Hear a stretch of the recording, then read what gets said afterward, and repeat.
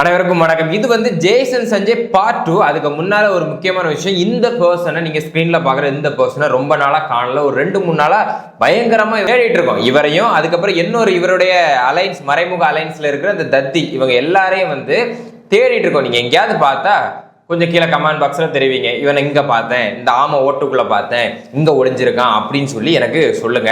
ஏன்னா அவங்கள்ட்ட இந்த வீடியோவை காமிச்சு பல கொஸ்டினை கேட்கண்டா, இந்த வீடியோ அனுப்பி விட்டாலே போதும், அவங்களே செத்துருவானுங்க. பார்ட் 1 வீடியோவோட பார்ட் 2ல வந்து நிறைய விஷயத்தை எக்ஸ்பிளைன் பண்ணியிருக்காரு. என்ன கொஞ்சம் இந்த டிடியை மட்டும் ஆங்கர்ல இருந்து மாத்திருக்கலாம், மற்றபடி ஓப்பனாவே நிறைய விஷயம் பேசியிருக்காரு. அவர் சினிமாவை வச்சு பேசுறதை விட அரசியல் சார்ந்த கொஸ்டின்ஸே டைரக்டா இருக்கு.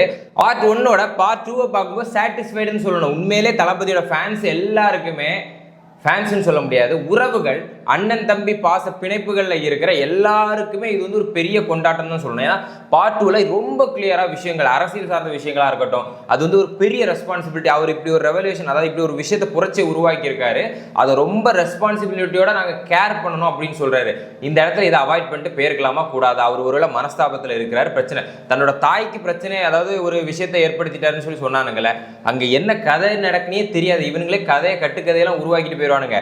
சங்கீதா அவர்கள் கூட இந்த விஷயத்தை டிஸ்க்ளோஸ் பண்ணக்கூடாதுன்னு சொல்லி தான் வேண்டுகோள் வச்சிருந்தாங்களே தவிர, அவங்களும் சேம் லைக், அதாவது அவரோட பையன் அந்த மெச்சூரிட்டி ஆஃப் ஸ்பீச்சை பார்த்தீங்களா. ஆனால் அந்த சாட்டைகள்லாம் ஜேசன் சஞ்சய் அவர்கிட்ட இருக்கிற 1% மெச்சூரிட்டி கூட சீமானுக்கும் இல்லை, அவருடைய தொம்பிமார்களுக்கும் இல்லை. அவர் சொல்றாரு பாருங்க, அந்த லெகசியை கேரி பண்ணி போகணும். சினிமா துறையிலையும் தாண்டி அவர் வந்து இந்த ஹெல்ப் பண்ணலை, ஹாஸ்டலில் தங்கியிருக்காரு, கடன் கொடுத்துருக்காரு இப்படிலாம் சொன்னீங்களே. கடன் வாங்குற ஒரு பையன், ஹாஸ்டலில் தங்கியிருக்கிற ஒரு பையன், உதவியே பெறாத அப்பா, அதுவும் இவ்வளோ பெரிய லெகசியை வச்சிருக்க ஒரு அப்பாவோட உதவி பெறாத ஒரு பையன் இப்படி சப்போர்ட் பண்ணி பேசுவானா? அவரே என்ன சொல்றாருன்னா, அதாவது அவங்களுக்குள்ள கான்வர்சேஷன் போது அவங்க ஃபேமிலி மேட்ரு, நீங்கள் இதை கூட பேசக்கூடாது, பர்சனல் விஷயம் அவங்களோடது, இருந்தாலும் இந்த நாய்களுக்கு தெரியணும்ல. ஸோ அதுக்காக தான் அவர் சொல்றாருல, என்னோட அப்பா எப்போனாலும் நீ என்ன ரீச் அவுட் பண்ணலாம், ஏதாவது ஒரு ஹெல்ப்னா அப்படின்னு சொல்லியிருக்காரு. அது போக அந்த ஃப்ரீடம் கொடுத்துருக்காரு. ஏன்னா இவனுங்க உடனே சொல்லிடுவானுங்க, எப்படி தெரியுமா, அப்பாவோட இதில் வந்தான், இதோட இதில் வந்தான் அப்படின்னு சொல்லி அடுத்து இவரை டார்கெட் பண்ணுவானுங்க. எப்படி இப்பவுமே பேச ஆரம்பிச்சிருப்பானுங்க. அப்படி இருக்கும்போது அதை அவரே ஃபேஸ் பண்ணியிருக்காரு. சரியா, இதெல்லாம் பார்க்காதவரா? அதனாலதான் எல்லா விஷயத்தையும் அப்படி ஹேண்டில் பண்றாரு. லைக் எப்படி வந்து அரசியல் அவர் வந்து வின் பண்ணாரோ, என்னென்ன ஸ்ட்ராட்டஜி பண்ணி எப்படி ஃபேஸ் பண்ணி வின் பண்ணாரோ, சொல்லல செயல் அப்படின்னு சொல்லுவாங்க, அந்த மாதிரி போனாரோ, அதே மாதிரி பையனையும் யாருக்கும் எக்ஸ்பிளைன் பண்ணணும் தேவையில்லை. அவர் சொன்னார்ல, அதெல்லாம் ஒரு விஷயமே இல்லை அப்படின்னு சொல்லி ஒரு பிரச்சாரத்தில் சொன்னார்ல, அதே மாதிரி தான் பையனையும் அதே மாதிரி அந்த ஃபேமிலி அதே மாதிரி பார்க்குறாரு. அவருக்கு தங்கச்சி, அதாவது அவங்க எல்லாரையுமேங்க, நீங்கள் சொன்ன அதுதான் அந்த ஸ்டோரி ஒன்று வந்து அவங்க பொண்ணு வந்து போட்டிருந்தாங்க அன்னைக்கு அவர் வின் பண்ண அன்னைக்கு. சேம் லைக் அவங்க எல்லாத்துக்குமே அது வந்து சந்தோஷமா தான் இருக்கு, ஃபேமிலி சுற்றி இருக்கு. அவர் சொல்றாருல, அவர் அந்த இன்டர்வியூவை பார்த்தாலே தெரியும், உங்களுக்கு போய் பாருங்க. ஆனால் அந்த டிடி இரிட்டேட் பண்ணுறாலும் மேபி இருந்திருக்காது. நிறைய விஷயத்தை எக்ஸ்பிளைன் பண்ண, நான் வேணா இதை வந்து இதில் வந்து கொஞ்சம் சுருக்கி சொல்கிறேன், அதை வந்து சம்மரைஸ் பண்ணுறேன். மறைமுக ஆன்சர்ஸே கிடையாது, எல்லாம் ஓப்பனான கொஸ்டின்ஸ். அந்த கொஸ்டின்ஸை தாண்டி மறைமுக ஆன்சர்ஸே கிடையாது, எல்லாமே ஓப்பனான ஆன்சர்ஸ் தான். அவர் சொல்றாருங்க, கமெண்ட்லாம் நான் வாசிக்கிறேன், எல்லாத்தையுமே பார்க்குறேன், ஏன்னா இது வந்து நெகட்டிவாக போயிடக்கூடாது. அவர் இப்போ எடுத்திருக்க ஒரு இது வந்து சின்னதாக, நான் ஏதாவது ஒரு துரும்பு அசைஞ்சா கூட நம்ம பக்கம் இருந்து அதை வந்து நெகட்டிவாக ஸ்ப்ரெட் பண்ணுவாங்கன்னு சொல்லி பார்த்து பண்ணுன்னு சொல்லி அவங்க அப்பாவுக்கு கெட்ட பேர் வந்துடக்கூடாது. அவர் உண்மையில கோவத்தில் இருக்காரு, இல்லை வந்து ஒரு பேச்சில் இல்லை அப்படின்னா இந்த மாதிரிலாம் அவர் வந்து இருக்கணும்னு அவசியம் இல்லையே. எல்லா கமெண்ட்ஸையும் வாசிக்கிறாராம், வாசிச்சு அதுக்கேற்ற மாதிரி. ஏன்னா அவர் அந்த அப்போ தெரியாமலாம் இருக்க போது இந்த மாதிரி நாய்ங்க போட்டு வீடியோ பார்க்காமல இருந்திருப்பாரு. ஒரு பாசிட்டிவிட்டி அவங்க அப்பாவை பற்றி ஒரு இது, அதாவது சினிமா துறை ரிலேட்டடாக தான் வந்து டிடி கேட்குறாங்க. ஆனால் அவர் அதை எப்படி கொண்டு கனெக்ட் பண்ணார்னா, இப்போ அவர் எடுத்திருக்க அந்த முடிவு, சினிமா துறையிலேருந்து அவர் எடுத்திருக்க அந்த முடிவு ஒரு பெரிய பாசிட்டிவ். எனக்கும் சரி, என் தங்கச்சிக்கும் சரி, நான் அந்த இடத்துல கிளியராக மென்ஷன் பண்ணுறாரு. சப்போஸ் இந்த இடத்துல இல்லைங்க, நான் இந்த இதுக்கு ஆன்சர் பண்ணல, இதில் வேறு ஏதாவது கேளு, இந்த மாதிரி எதுவுமே இல்லை. ஃபேஸில் சின்னதாக கூட எந்த ஒரு ஹெசிடேஷனோ ஒரு சுழிவோ எதுவுமே இல்லை. Just like that. அவங்களுக்குலாம் அதான் சொல்கிறேன், அங்கே என்ன நடக்குதுன்னு உனக்கு ஏதாவது தெரியுமா? ஒரு 3-4 மாதத்துக்கு முன்னால் நம்ம இந்த விஷயத்தை பற்றி பேசியிருப்போம். போய் பாருங்க, பார்த்துட்டு வாங்க, அதுலேயே நம்ம நிறைய விஷயம் சொல்லியிருப்போம். ஒரே ஒரு விஷயம், இந்த சாட்ட மகனுக்கு சொல்கிறேன், அவங்க அப்பா பையனுக்குள்ள பாசப்பிணைப்பு கரெக்டாக தான் இருக்குது. அவர் என்ன பண்ணணும், இவர் என்ன பண்ணணும், எல்லாம் பார்த்துட்டு தான் இருக்காங்க. சரியா, இவனுக்கு இதை தான் கம்பேர் பண்ண, குடும்பத்தையே பார்க்கல, பையனே தெருவில் விட்டாரு, பையனே பார்க்கல, இவரு இப்படி இதை பண்ணுவார், அதை பண்ணுவார், நாட்டுக்கு என்ன பண்ணுவார், மக்களை எப்படி பார்ப்பார் அப்படின்னு சொல்லி ஒரு எக்ஸாம்பிள் செட் பண்ணானுங்களே.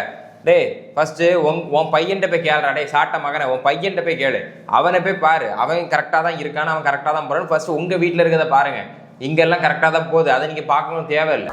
இதில் போன வீடியோ பார்த்து ஒரு சில மன ஆறுதலுக்கு இந்த கொத்தூசும் சரி, இந்த ஆமாவோட முட்டா கூட்டமும் சரி என்ன சொல்லிட்டு இருந்தானுங்க தெரியுமா? அந்த தற்கூரி கூட்டம் இது வந்து பழைய வீடியோ அப்படின்னு சொல்லி ஒரு கூட்டம் சொல்லிட்டு இருந்துச்சு.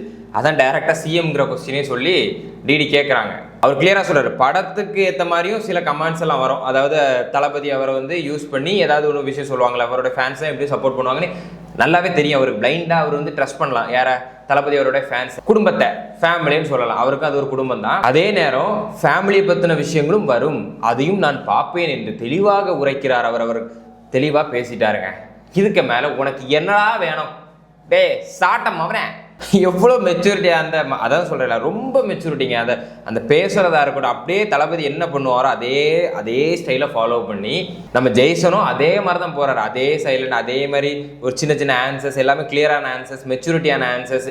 கிளியராக சொல்கிற கமெண்ட்ஸ் நிறைய வரதான் செய்யும். அவங்களுக்கு நம்மள தெரியாது. சப்போஸ் இன்ட்ராக்ஷன் எப்போது அவங்க கூட ஏற்படும் போது மேபி நம்ம சொல்லும்போது அவங்களுக்கு புரியாமல் இருந்தாலும் ஒன்றும் இல்லை அப்படிங்கிற மாதிரி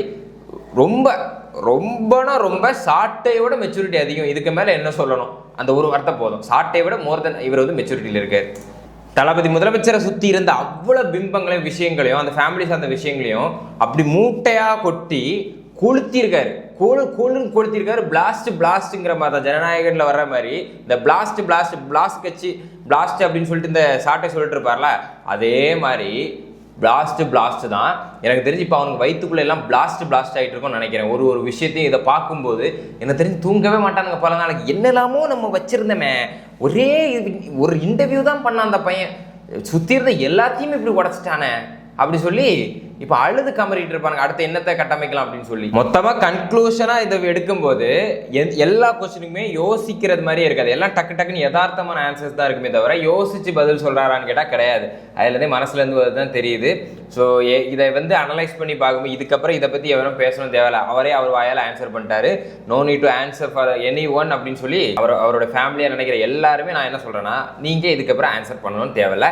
அவரோட ஓன் ஃபேமிலியிலேருந்து ஓன் சன் இருக்கார்ல, அதோட அவரோட சன் இருக்கார்ல, அவரே வந்து எல்லாத்துக்கும் பதில் சொல்லிட்டாரு. ஆனால் என்ன, இந்த ஆங்கரை மட்டும் கொஞ்சம் மாற்றிருக்கலாம். இந்த சாம்பாருக்கு ரிவ்யூ போட்ட இந்த அம்மாவை போட்டதுக்கு பதிலாக கொஞ்சம் ஆங்கரை மாற்றி வேற யாராவது கொஞ்சம் நல்லா போட்டிருந்தா இன்னும் பல விஷயங்கள் கிளியராக இருந்திருக்குமோ அப்படிங்கிற மாதிரி தான். அதே மாதிரி இது பார்ட் 1 பார்ட் 2 பிரிச்சிருக்காங்க. பார்ட் 3யும் இருக்குதுன்னு நினைக்கிறேன். அதுக்கு மேலே இருக்க வாய்ப்பு இருக்குது. அதே இன்னும் பல விஷயங்கள் வந்து இன்னும் ஓப்பன் அப் பண்ண வாய்ப்பு இருக்குது. அப்படி இல்லாட்டி இது ஒன்றுமே போதுமே. அதாவது இந்த வீடியோவில் என்னன்னா, அப்பா அப்படிங்கிற அந்த வார்த்தை அது just enough for to close எல்லாருடைய மவுத் அப்படின்னு சொல்லிட்டு இந்த வீடியோவை முடிக்கிறேன். நன்றி, வணக்கம். அந்த கொத்தூசுக்கு கண்டிப்பாக கொத்து புரோட்டா அனுப்பி விட்டுருங்க.